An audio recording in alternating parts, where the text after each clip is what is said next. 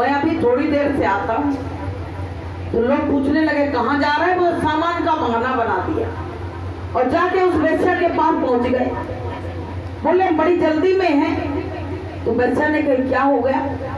बोले मेरे पिताजी का देहांत हो गया है और हमारा मन तुम्हारे बिना देखे लग नहीं रहा था, तो मैंने कहा एक बार दर्शन कर आए और अभी तत्काल लौट के आते। अरे वेश्या ने कहा धिक्कार है तेरे जीवन को, जिसने तुमको जीवन दिया आज वो जा रहा है संसार से और तू मेरे दर्शन करने आया है। मेरी चमड़ी से तू प्रेम करता है, अपने पिता से प्रेम नहीं करता है। तो प्रेमी उसने ऐसा धिक्कारा कि सूरदास जी को इतना बुरा लगा, इतना बुरा लगा कि आए और अपने पिता की अंतिम यात्रा की और अपनी दोनों आंखें सुई से अपने आप से ही फोड़ ली कि ना आंखें रहेंगी और ना मैं दुनिया का दृश्य देखूंगा। अब देखिए, जब बैराग की भावना आ गई तब जी आंखें बेकार लगने लगी। और हमारे तुम्हारे अंदर अभी बैराग की भावना नहीं है तो मेरा काम जी आंखें चला रहे हैं। अभी हमारे अंदर की आंख नहीं खुली तो हमको इसी आंख पे बड़ा कमांड है कि अगर एक आंख खराब हो गई तो हमारा तो कुछ हमें दिखेगा ही नहीं। तो प्रेमियों, वही सूरदास धीरे धीरे करके अपनी भक्ति में ऐसे लवलीन हो गए कि एक बार एक जगह कथा चल रही थी, जा रहे थे, रास्ते में गड्ढा आ गया, दिखा नहीं तो जाके उस गड्ढे में गिर गए। अब भगवान ने देख लिया कि ये भक्त समय से निकला और आज पहले ही निकला कि पूरी कथा सुनेंगे, सत्संग सुनेंगे और जाके गड्ढे में गिर गया। अब क्या किया जाए? तो भगवान धीरे से आके उनका हाथ पकड़ के कहने लगे हाथ दो। तो कहने लगे बहुत गहराई है, हाथ कैसे आएगा? तो कहने लगे आप हाथ तो ऊपर करो। तो प्रेमियों जैसे हाथ ऊपर किया, जब हाथ में हाथ गया परमात्मा के तो वो समझ गए ये कोई इंसान नहीं है, ये तो कोई भगवान ही है। क्योंकि इतने कोमल और मुलायम हाथ और उनके इतने कड़े हाथ, जब दोनों का स्पर्श हुआ तो कहने लगे, क्या कहा सूरदास जी ने कि हाथ छुड़ाए जाते हो और निबल जान के मोए और हृदय से जब जाओगे और तब जानूंगा तो। बोले छुड़ा के हाथ चले जाओ, मेरी आंखें नहीं है, दिख तो कुछ रहा नहीं है और हम समझ गए कि तुम इंसान तो हो नहीं, तुम हो भगवान। लेकिन मेरे हृदय में तो तुम बसे हुए हो, तुम जब हृदय से चले जाओगे तब मैं समझूंगी कि तुम्हारा नाता कोई नहीं था, लेकिन तुम हृदय से तो मुझको निकाल नहीं पाओगे। तो प्रेमियों, भक्त और भगवान का इसी तरह से, गुरु और शिष्य का नाता इसी तरह से होना चाहिए कि दुनिया का सब कुछ कोई लुटेरा है लूट ले, लेकिन मेरे हृदय से मेरे गुरु को कभी कोई लूट के ले नहीं जा सकता है, कोई निकाल नहीं सकता है।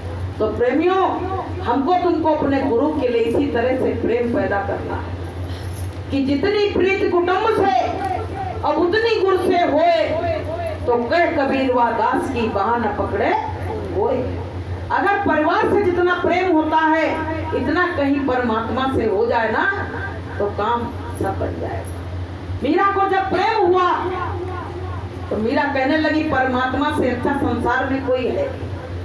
जिस चीज को देखते सब नष्ट हो रही है, इसका मतलब कोई सत्य नहीं है, यह संसार असत्य है। जब मरते हैं तब क्या कहते हैं कि राम नाम सत्य है और सत्य बोलो तो मुक्त है, कहते कि नहीं कहते हैं? तो उस समय जीव को, मरे जीव को सुनाते हैं कि राम नाम सत्य है और सत्य बोलो तो मुक्त है। अगर यही बात कहीं पहले बता दी गई होती तो वाकई में मुक्ति हो जाती।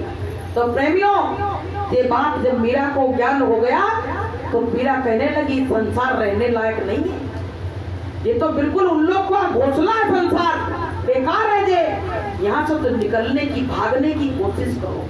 इस संसार में हमको बंधक बना के रखा गया है, उस काल ने हमको बंधक बना लिया है और इस पिंजड़े में हमको, तन रूपी पिंजड़े में बंद कर दिया है। जब चाहता है पिंजड़े को खाली करा लेता है और जब चाहता है पिंजड़े में हमको बंद कर देता है। तो हम कब तक इस काल के पिंजड़े में बंद रहेंगे? तो प्रेमियों, मीरा ने कहा कि ये संसार रहने योग्य नहीं है और मैं संसार से निकलने की क्रिया ढूंढूंगी कि किस तरह से इस संसार से निकलूं। तो प्रेमियों, जब उनको रैदास संत मिल गए तब मीरा को अपने घर का पता सही पता पड़ा। कृष्ण भगवान ने ही उनको रैदास संत से मिलवा दिया। क्योंकि आप लोग जैसे माता मैया का व्रत रखते हो, 9 दुर्गा माताएं बहनें रहती हैं, तो पता है जवारे बोती हैं और लौंग के जोड़े से रहती, कुछ खाती पीती नहीं, बड़ी मेहनत करती हैं। तो जिनने ऐसी पूजा उपासना की उनको उन माता मैया ने लाके गुरु से मिलवा दिया। क्योंकि उनके बस की बात नहीं है, जीव का उद्धार करने की उनके बस की बात नहीं है। तो उन्होंने क्या किया, दया करके कृपा करके हमको लाके संतों के चरणों में डाल दिया कि जाओ यहीं से तुम्हारी मुक्ति हो जाएगी। तो प्रेमियों, ये कोई देवी देवता खराब नहीं होते हैं, सबको नमन करना चाहिए। गुरु महाराज कहते थे, बच्चों जिस मंदिर के सामने से निकलो तो कभी सीना तान के नहीं निकलना, सिर झुका के निकलना, क्योंकि किसी का अपमान निरादर नहीं करना चाहिए। तो पूजा, लेकिन जब हमको ऐसे संत मिल जाएं कि इनकी पूजा में ही सब पूजा समा जाए, तब हमें हर पूजा को विराम दे देना चाहिए कि गुरु पूजा में सबकी पूजा और गुरु समान देव नहीं पूजा। तो मीरा पहले कृष्ण भगवान की भक्त थी, लेकिन जब रैदास संत मिल गए तो उनकी केवल और केवल उनकी भक्ति करने लगी। मीरा को जो संसार नश्वर लगने लगा, चाहे जितनी खुशियां हो, चाहे जितने गम हो, उनको सब बेकार लगता था। कहती जी संसार रहने लायक नहीं है। तो प्रेमियों, मायके वालों ने ठुकरा दिया, ससुराल वालों ने ठुकरा दिया, लेकिन कौन ने अपनाया? जब दुनिया के लोग ठोकर दे देते हैं कि दुनिया के सताए लोग यहाँ सीने से लगाए जाते हैं और दरबार में सच्चे सतगुरु के दुख दर्द मिटाए जाते हैं। तो प्रेमियों, भगवान ने, परमात्मा ने उनको अपनी शरण में ले लिया। मीरा के लिए जब जहर का प्याला भेजा तो मीरा समझ गई कि ये विष हमारे लिए भेजा गया है। तो रोज भोग लगाती थी, मीरा ने उस दिन भोग नहीं लगाया। कहने लगी अगर कुछ हो तो हमको ही हो, हमारे गुरु को कुछ ना हो जाए। तो मीरा ने भोग नहीं लगाया। जब मीरा विष का प्याला पीने लगी तो गुरु प्रकट हो गए। गुरु ने कहा, मीरा तुमने हमको इतना कमजोर समझ लिया, तुमने हमको इतना कमजोर समझा कि तुमने आज इसका प्याला आया तो तुमने भोग नहीं लगाया। तो प्रेमियों, मीरा कहने लगी मैंने भोग इसलिए नहीं लगाया कि हमारे ऊपर जो जुल्म हो रहे हैं कहीं मेरे गुरु पे इसका असर ना हो जाए, तो मैंने इसलिए भोग नहीं लगाया। तो मीरा कहने लगी हमें मालूम है मेरा गुरु समर्थ है, हर विष को पी जाएगा, लेकिन फिर भी मेरे अंदर की कमजोरी थी कि मैंने इसलिए नहीं लगाया कि मैं चली जाऊं तो चली जाऊं, पर मेरे गुरु को कहीं कुछ ना हो जाए। तो प्रेमियों, मीरा ने उसका भोग नहीं लगाया और खुद विष का प्याला खुद पी गई। लेकिन देखिए, गुरु उनके समर्थ थे और वहीं खड़े थे, तो विष का प्याला अमृत बन गया और मीरा पे किसी चीज का असर नहीं हुआ। तो प्रेमियों, इसी तरह से हम लोग भी अपने गुरु के लिए, ऐसे समर्थ गुरु मिले, लेकिन मैंने अपने गुरु के लिए क्या किया ये समझो। हमने कुछ नहीं किया, गुरु ने जो जो कहा हमने कुछ भी नहीं कर पाया। आज उसी का परिणाम है कि हमको हमारा गुरु अदृश्य हो गया और हमको हमारा गुरु दिख नहीं रहा।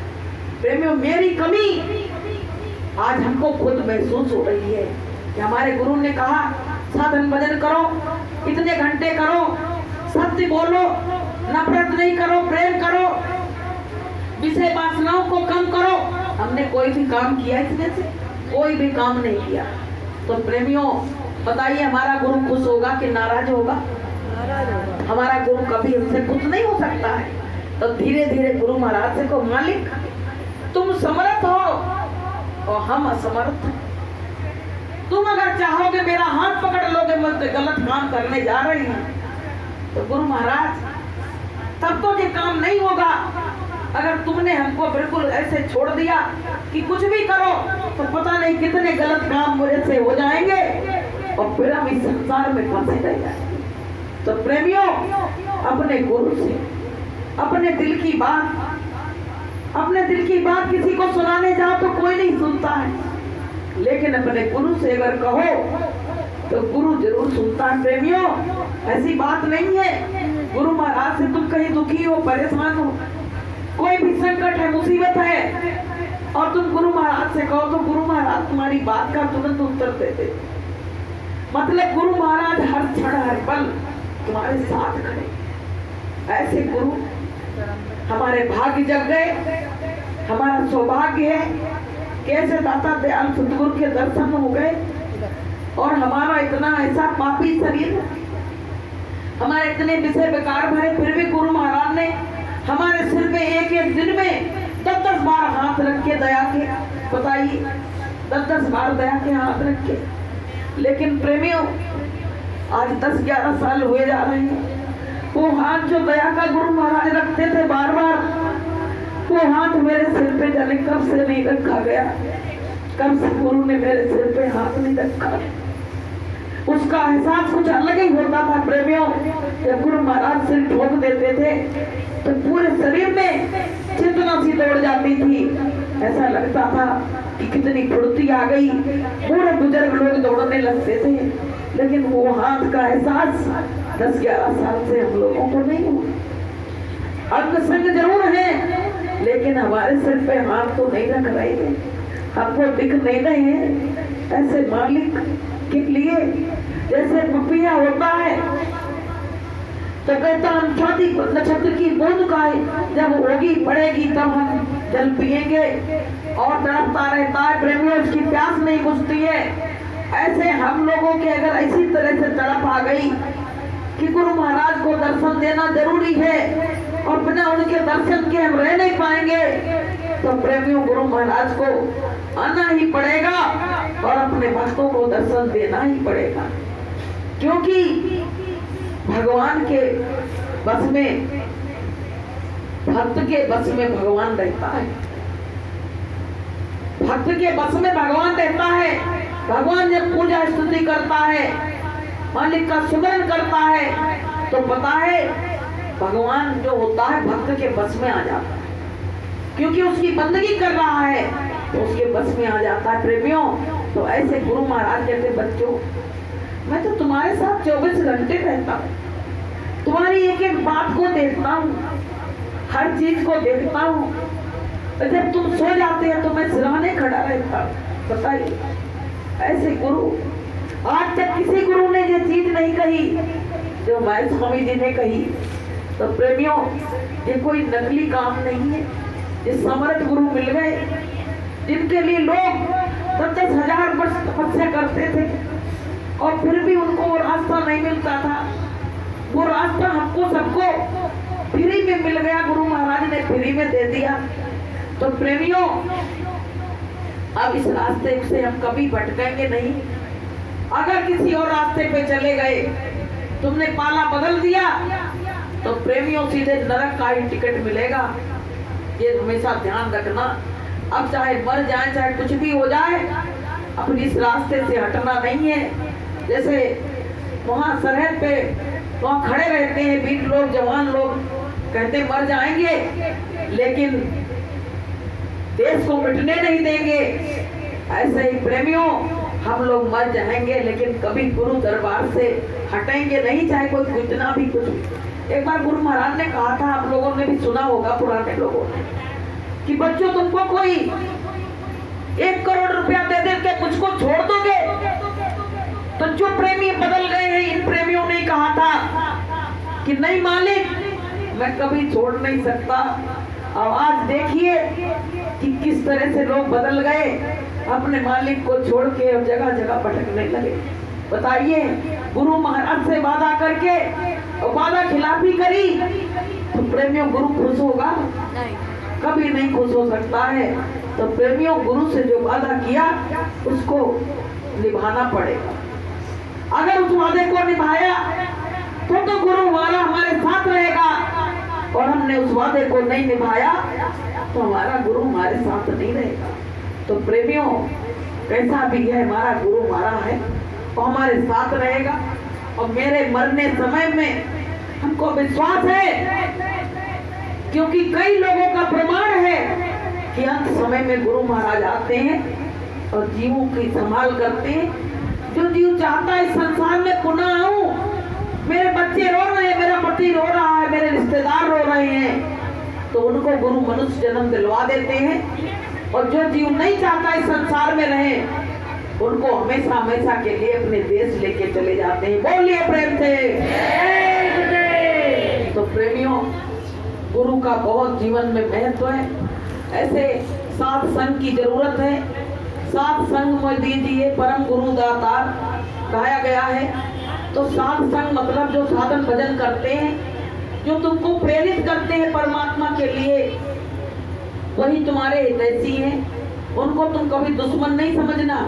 जो तुमको सत्संग के लिए प्रेरित कर रहे हैं, तुमको कहते हैं अरे ऐसा करो, तुमको गुरु महाराज दया करेंगे, तो समझ लेना कि वो हमारा बहुत परम मित्र है, परम हितैषी है। और जो तुमको गुरु के रास्ते से हटाने का काम करे, वो तुम्हारा ऐसा द्रोही है, ऐसा दुश्मन है, उसके बराबर कोई दुश्मन नहीं। तो प्रेमियों, ये मंगलवार को यहाँ सत्संग होता है और गुरुवार को मास्टर जी के घर पे होता, तो दोनों सत्संगों में आप लोग हाजिरी लगाते रहा करो, तो आपको बहुत कुछ चीजें मिलती हैं। मालिक की अपार दया कृपा चलती है। आपको हम सत्य बात बताएं, बहुत चलती है। तो आप लोग सुकून शांति से आया करो। तो अपने जो अंदर के विकार हैं उनको घर पे रख आया करो। ये कह दिया करो चलो अब तो हम सत्संग में जा रहे हैं, अब थोड़ी देर हम बिल्कुल विकार रहित बैठेंगे। अपने गुरु का गुणगान जो होगा उसको अपने अंदर हृदय में बैठा रहेंगे। क्योंकि ये संसार तो बिल्कुल, किसी ने कहा है कि उलझ मत मन बहारों में, और बहारों का भरोसा क्या। ये बहारें हमको दिख रही है ना, ये बहारें थोड़े दिन के लिए हैं, सब खत्म हो जाएंगी। लेकिन ये जो गुरु भक्ति आप लोग कमा रहे हो ना, ये कमाई कभी खत्म होने वाली नहीं है कि दिन दिन बढ़त छवायो और पायो जी मैंने नाम रतन धन पायो। ये दिन दिन बढ़ रहा है, घटने वाला नहीं है। ये पूंजी तो तुम खा लो तो घट जाएगी, लेकिन ये पूंजी घटने वाली नहीं है। इसलिए प्रेमियों, कि सुबह शाम प्रभु का भजन कर ले, सुबह शाम प्रभु का भजन कर ले, रोज थोड़ा थोड़ा प्रभु से मिलन कर ले, रोज थोड़ा थोड़ा प्रभु से मिलन कर ले, आत्मा से प्रभु सुमिरन कर ले, आत्मा से प्रभु सुमिरन कर ले, रोज थोड़ा थोड़ा प्रभु का भजन कर ले, रोज थोड़ा थोड़ा प्रभु का भजन कर ले। तो भैया सब लोग साधन भजन करते रहो। जीवन का कोई भरोसा नहीं है, ये सांसें कब पूरी हो जाएं। क्योंकि कहा भी तो गया है कि किराए का घर है, इसको तुम कब तक संभालोगे। आएगा वो, आवाज देगा, रात में भी खाली करा लेगा, दिन में खाली करा लेगा, दोपहर में खाली करा लेगा। तुम कहाँ तक इसको सुधार के रखोगे। इसलिए परमात्मा का नाम लेते रहो, अपने अपने गुनाहों की माफी घाट पे बैठ के रोज मांगते रहो कि गुरु में गुनाहगार अति भारी, बड़ा भारी गुनाहगार हूँ गुरु जी में, और मेरे गुनाहों को अगर कोई कम कर सकता है, माफ कर सकता है, तो केवल गुरु ही माफ कर सकता, और कोई माफ नहीं कर सकता। तो बोलिए प्रेम से जय गुरुदेव।